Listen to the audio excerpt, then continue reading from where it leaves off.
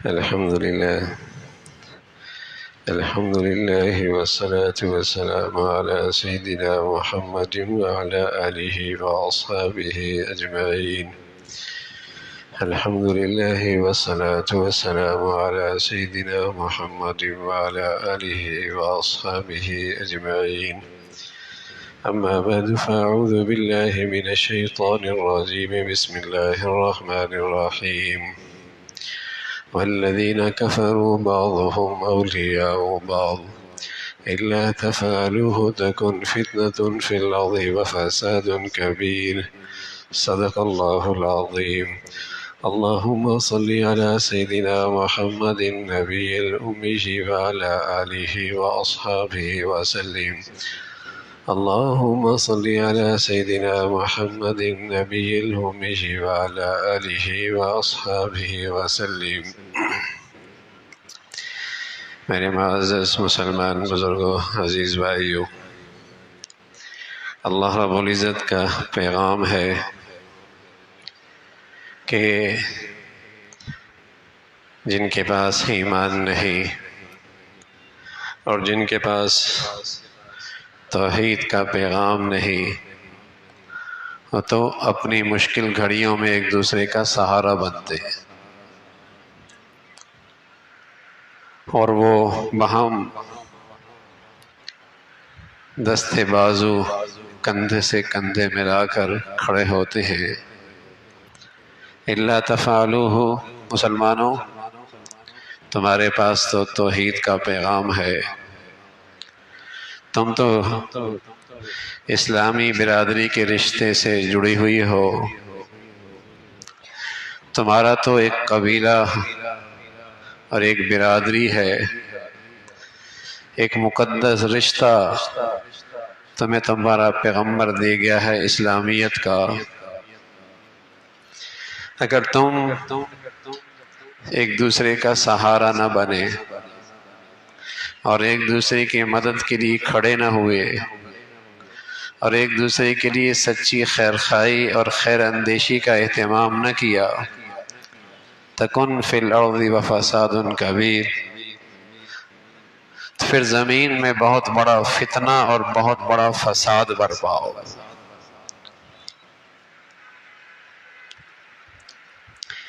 یہ مقدس رشتہ جو اسلامیت کی شکل میں، اسلامی برادری کی صورت میں، امت مسلمہ کی شکل میں تمہیں یہ ملا ہے، اگر اس کے حقوق ادا نہ کیے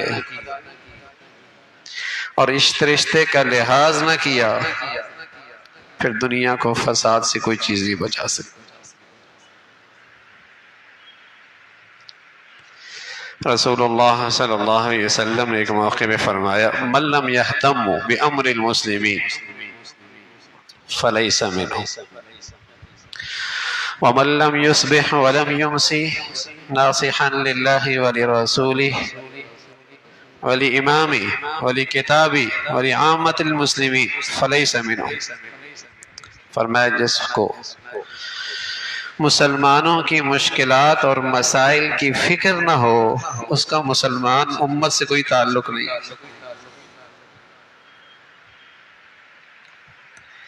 جس کو مسلمانوں کے مسائل پریشانیوں کا احساس نہ ہو، بے پرواہ ہو، فلیس منہ، اللہ کے نبی فرمان لگے اس کا اس امت سے کوئی تعلق نہیں. اور جس کی صبح شام یوں ہو رہی ہے کہ وہ اللہ کا اور اللہ کے رسول کا اور اللہ کی کتاب کا اور امام المسلمین کا اور عام مسلمانوں کا سچا وفادار اور خیر خواہ اور دور خیر اندیش مسلمانوں کا نہیں، فلیس منہ، اس کا بھی اس امت سے کوئی تعلق.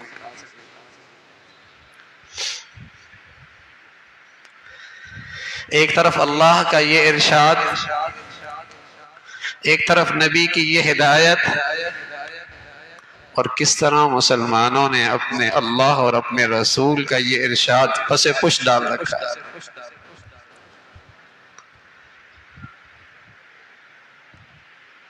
یہ ایک رشتہ تھا، ایک مقدس رشتہ تھا۔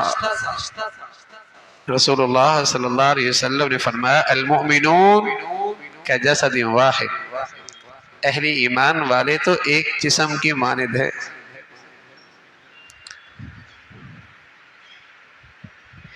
یہ ایک جان اور جسم کا ایک وجود کا نام ہے،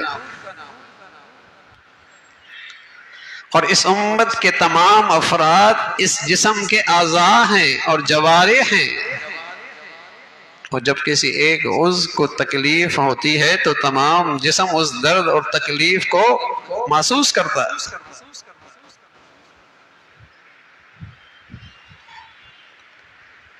تو مسلمان کہیں مصائب میں گھرے ہوں، مسلمان کہیں تکلیف میں ہو، اور دوسرا مسلمان اس سے بالکل پرواہ ہو، یہ اسی وقت ہو سکتا ہے کہ جب جسم کے کسی حصے پہ فالج گر جائے تو وہ دوسرے حصے کی چبھن محسوس نہیں کرتا، اور جسم کے دوسرے حصے کی تکلیف محسوس نہیں کرتا، اور کسی دوسرے عضو کا درد کا اسے احساس نہیں ہوتا، فالج جو گرا ہوا ہے۔ جب اس کے ایمان اور اسلام پر نفس پرستی، وطن پرستی، قوم پرستی، لسانیت پرستی یا دنیا پرستی کا فارج گرا ہے، تب یہ دنیا میں مسلمانوں کے درد اور تکلیف کو محسوس نہیں کرے گا،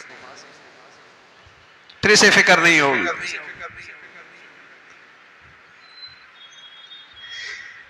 پھر یہ بے حس ہوگا، پھر اس مقدس رشتے کا اسے لحاظ نہیں رہے گا۔ الا تفعلوا تکن فتنة فی الارض وفساد کبیر۔ اگر مسلمان ایک مسلمان کے لیے سہارا نہ بنا اور ان کی مدد کے لیے نہ کھڑا ہوا اور اس کا مخلص خیر خواہ اور خیر اندیش نہ بنا اور مسلمان برادری کا سچا وفادار نہ بنا، تو پھر دنیا میں فساد ہے، پھر دنیا میں فتنہ ہے۔ اس رشتے کا لحاظ نہیں، اس کا تقدس کا خیال نہیں، اسلامیت نکل گئی، اسلامیت نکل گئی، لسانیت آ گئی، نسل کا وجود آگے آ گیا، قومیت کا وجود آگے آ گیا، رنگ نسل کا وجود، اس کی اہمیت بڑھ گئی، اسلامیت نکل گئی، جغرافی تقسیم کی اہمیت بڑھ گئی، زمین کے ٹکڑوں کی اہمیت بڑھ گئی، تقدس ختم ہو گیا رشتے کا۔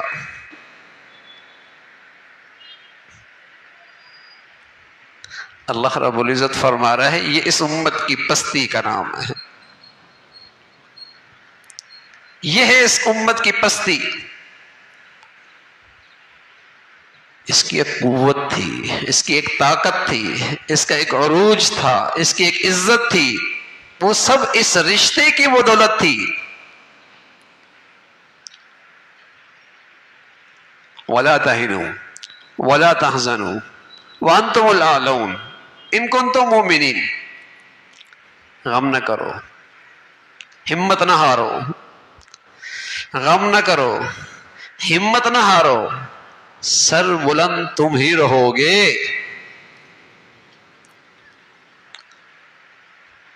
غم نہ کرو، ہمت نہ ہارو، سر بلند تم ہی رہو گے۔ ان کنتم مؤمنین، قیمت تو لے کے آؤ، ایمان،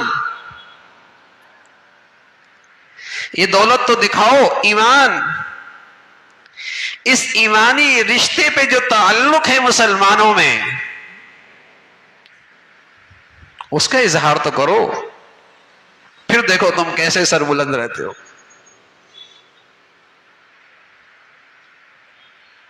ماضی میں مسلمانوں کی جب مردم شماری ہوئی 500 700، دوسری مردم شماری 1200 یا 1500، لیکن سبحان اللہ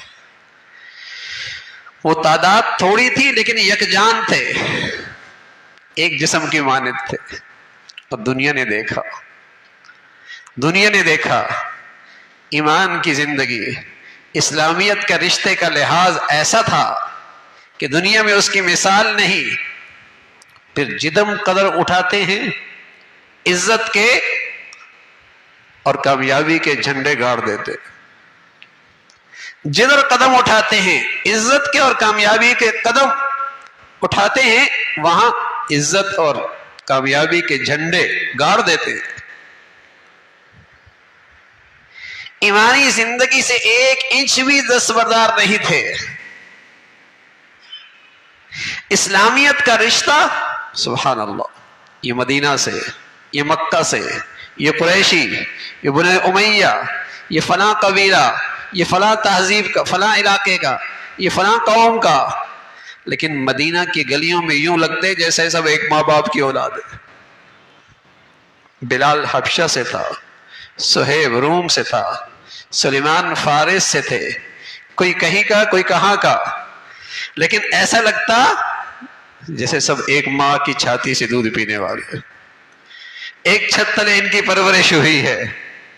اسلامیت کے مقدس رشتے نے ایسے بھائی چارے کی لڑی میں پرو دیا تھا. سچی خیر خواہی، ایک دوسرے کے لیے غمخوار، خیر اندیش، سہارا، مددگار. دنیا نے دیکھا نا کہاں رہی اس کے وقت کے سپر طاقتیں، روم اور کسرا، سب ان کے قدموں کی گرد بنی. ایمان تھا اور ایمانی رشتے کا لحاظ تھا. ہم سمجھیں نہ سمجھیں، باطل خوب سمجھتا ہے کہ اس امت کی طاقت کا اصل وزن اس کا اسلامیت پہ آنا اور اسلامی رشتے کا تقدس اور اس کا خیال کا پیدا ہونا ہے. ہم سمجھیں نہ سمجھیں، اہل باطل نے، جس نے اس اسلامی زندگی سے شکست کھائی ہے، وہ خوب جانتا ہے اگر اس قوم کو عزت اور سعادت کے قدموں سے پیچھے رکھنا ہے، منزل سے پیچھے رکھنا ہے، تو اس کو اسلامیت سے محروم کر دو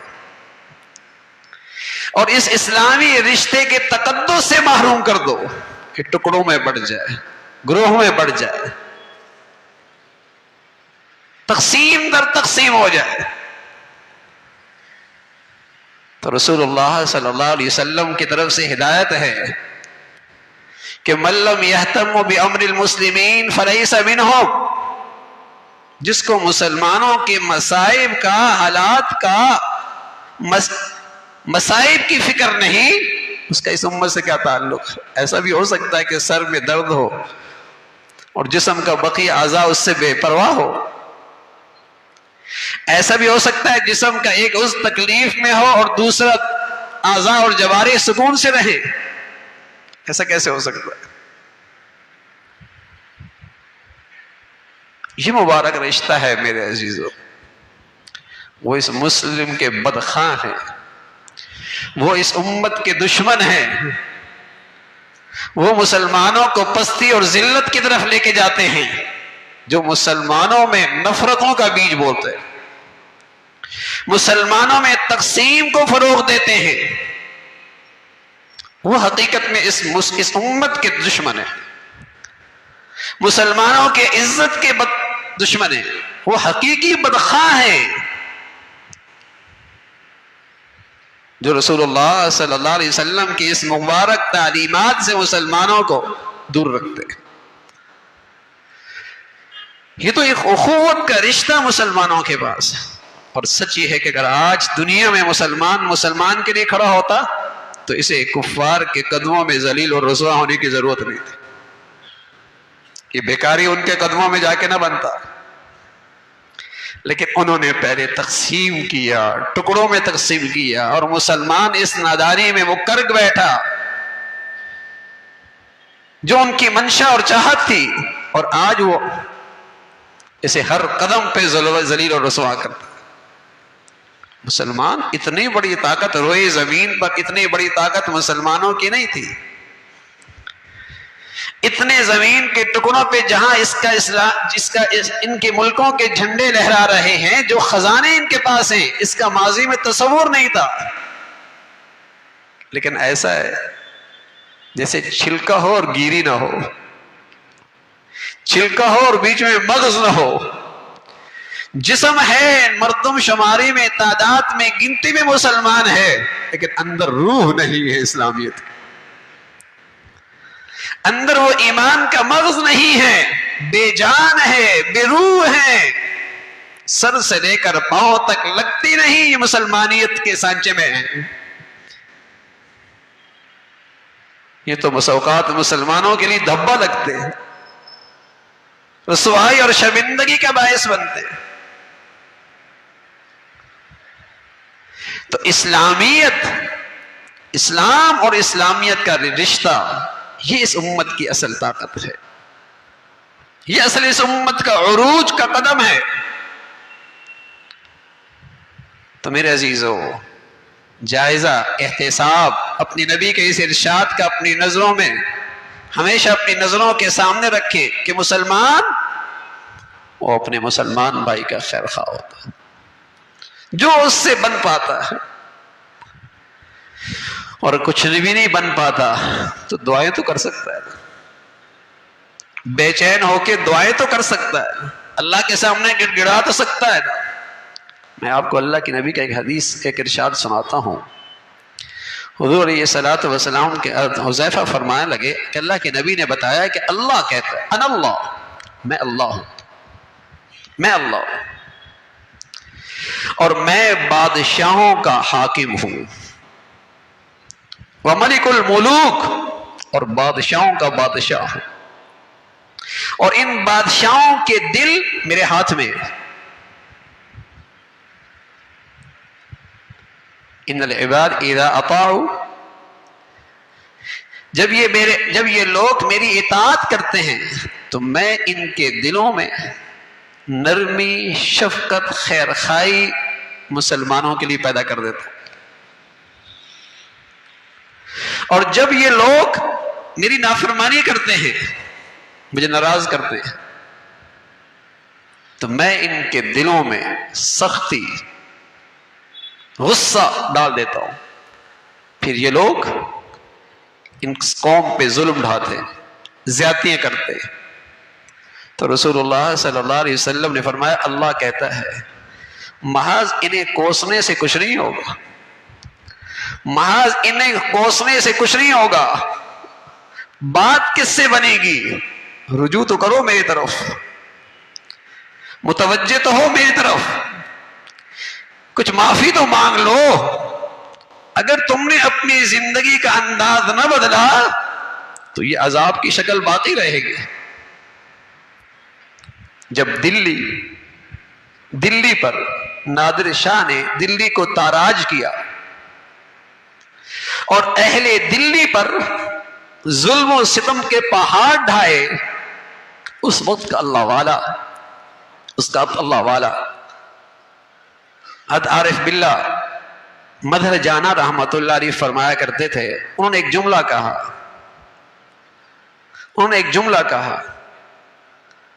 اور جملہ یہ کہا شامت اعمال ما بصورت نادر گرفت. میرے اعمال کی شامت ہے کہ آج اس کا نتیجہ میرے سامنے نادر شاہ کے صورت میں ہے.